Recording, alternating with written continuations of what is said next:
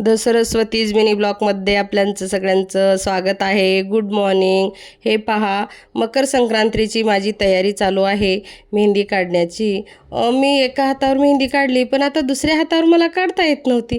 तर हे पहा, माझ्या मुलांनी किती सुंदर मेहंदी काढली ना. कोण म्हणतंय की मुलगीच असावी? अहो, मुलगासुद्धा मुलीची जागा पूर्ण करतो. जर एखादी मुलगा खरंच आपल्या आशीर्वादाने, आपल्या आईवडिलाच्या आशीर्वादाने, आपल्या पुण्याईनं जर तुम्ही म्हणतात ना, ते तुम्हाला तुकाराम महाराजाची म्हण माहिती आहे का? पुत्र जन्मावा ऐसा त्याचा त्रिलोकी झेंडा. एखादा मुलगासुद्धा सर्व गुण संपन्न असतो आणि मी या बाबतीत खूप भाग्यवान आहे बरं का. माझा मुलगा सर्व गुण संपन्न आहे. माझा मुलगा मला कधीच मुलीची किंवा कुठल्याच नात्याची आठवण येऊ देत नाही, असा माझा गुणवान मुलगा आहे. प्रत्येक अँगलनी प्रत्येक नातं सांभाळणारा माझा असा गोड असा यश आहे. हे पहा, तुम्ही बघू शकता किती सुंदर मेहंदी काढलाय माझ्या यशनं. मी म्हटलं की आता यश, माझ्या हातावर मी एका मेहंदी काढली, पण मला आता उजव्या हातावर मेहंदी काढा येत नाही की रे बाळा. आता लेक असते तर मला मेहंदी काढली असती म्हटलं. तर माझ्या बाळाने म्हटलं, इकडे आई, तुला मी मेहंदी काढून देतो म्हणून. हे पहा, आज माझ्या लेकरांनी माझा सणामध्ये गोडवा निर्माण केला. सणामध्ये गोडवा निर्माण केला. अतिशय सुंदर माझ्या यशने अशी मला मेहंदी काढलेली आहे बघा तुम्ही. आणि माझ्या बाळाचं सर्वांनी घ्यायसारखं आहे बरं का. आणि ज्यांना कुणी आईला मुलगी नसेल, तर अशा सर्व माझ्या मुलांना, सर्व त्या मुलांना मला सांगावं वाटतं की असं तुमच्या आईला कुठल्या मुलीची आठवण येऊ देऊ नका, किंवा कुठल्या न करावं किंवा सुनेची आठवण यावं असं तुम्ही वागू नका. एका मुलाने जर ठरवलं तर तो मुलाची तर जागा पूर्णपणे कव्हर करतो आणि मुलीची पण. हे पहा, बघू शकता कसली सुंदर मेहंदी काढलाय माझ्या यशनी. छान आहे ना, आहे का नाही छान?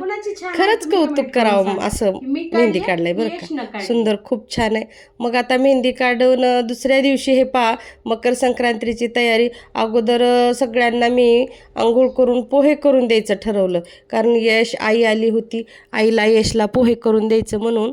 कारण मला उपास असल्यामुळं त्यांना कशाला उपाशी ठेवायचं, म्हणून मी यशला आणि यशच्या आजीला पोहे करून देत आहे.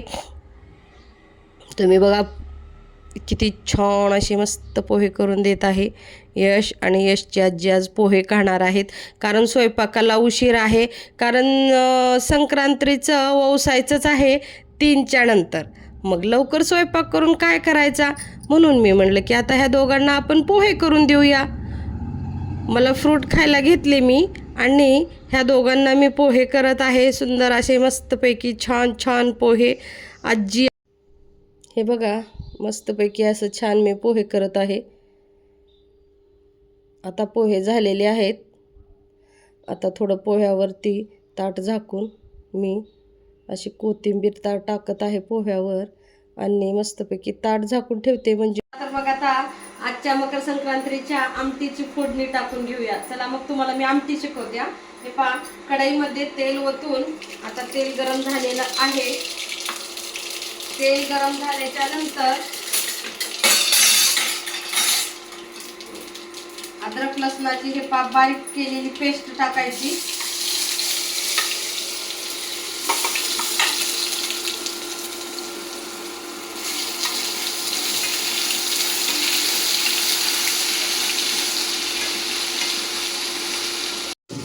हे पहा, अशा प्रकारे. आता त्याच्यामध्ये हळद, कलर छान येतो बरं का. माझं काळं तिखट खूप छान आहे, असं घट्ट घट्ट झालेलं आहे. त्याच्यामुळं मला हातानं टाकावं लागतं, कारण जास्त पडायची शक्यता असते ना. मग तिखट झाल्यावर काय करावं. हे पहा, आता ह्याच्यामध्ये खोबर, कांदा, टमाट्याची ही ग्रेव्ही आहे, थोडी ग्रेव्ही टाकून असं परतून घ्यायचं. छानपैकी हे फ्राय होऊ द्यायचं तेल सुटेपर्यंत.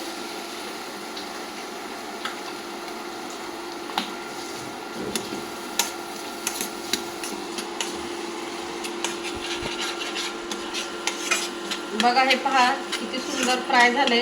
आता लगेच तेल पण सुटलेलं आहे ह्याला, तुम्ही बघू शकता. थोडं आणखीन अद्रक आणि कांद्याची टमाट्याची पेस्ट टाकून थोडं असं हे करून घ्यायचं. आता ह्याच्यात मीठ टाकायचं. मीठ टाकल्याच्या नंतर खूप छान टेस्ट येते बरं का मिठाला. मीठ टाकल्याच्या नंतर मसाल्यामध्ये खूप छान टेस्ट येते। हे पहा बघा, आता हे तेल सुटलेलं आहे मसाल्याला, तुम्ही बघू शकता। हे पहा किती छान सुंदरपैकी तेल सुटलेलं आहे।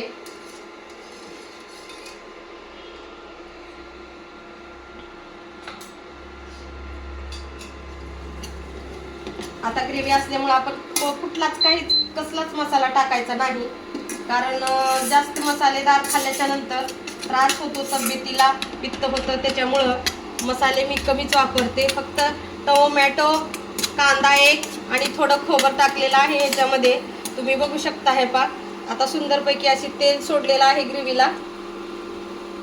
तर आता हे ना हरभऱ्याच्या डाळीचं पाणी असतं बरं का ह्याच्यामध्ये। हे पहा तुम्ही बघू शकता, अशा प्रकारे ही फोडणी ही झाली आपली पुरणपोळीची आमटी, कढीची आमटी म्हणतात बरं का ह्याला। आता पुरणपोळी करत आहे बघा तुम्ही, किती छान पुरणपोळी फुगली आहे ना। अशा फुगलेल्या पुरणपोळ्या कराव्या लागतात। जर पुरणपोळी नाही फुगली तर अजिबात खायला छान लागत नाही। हे पहा उंडा भरायची प्रोसेस तुम्ही बघा, एकच लाटी करायची असती, कारण कोंदीच्या पोळीला 2 लाट्या करायच्या, पण पुरणपोळीला मात्र एकच लाटी करून एकाच लाटीमध्ये असं हातामध्ये गोल गोल गोल गोल गोल फिरवत फिरवत फिरवत फिरवत हे पहा शेवटी पीठ काढून अशा प्रकारे उंडा करायचा। तुम्ही बघा, असा उंडा करून असं त्याला पिठामध्ये डॅब डॅब करून असं दोन्ही हातामध्ये असं dab dab dab dab dab dab करत थोडा मोठा करायचा, गोल असलेला चपटा करून घ्यायचा आणि मगच लाटायला घ्यायचं। कारण गोल जर उंड्यावर तुम्ही बेलनं फिरवलात तर पोळी फुटती, म्हणून त्याला असा चपटा करून घ्यायचा पूर्णपणे। आणि हे पहा असं हळूवार हलक्या हाताने हलक्या हलक्या हलक्या हाताने साईडला साईडला काटं काटं काटं काटं काटं लाटत जायचं।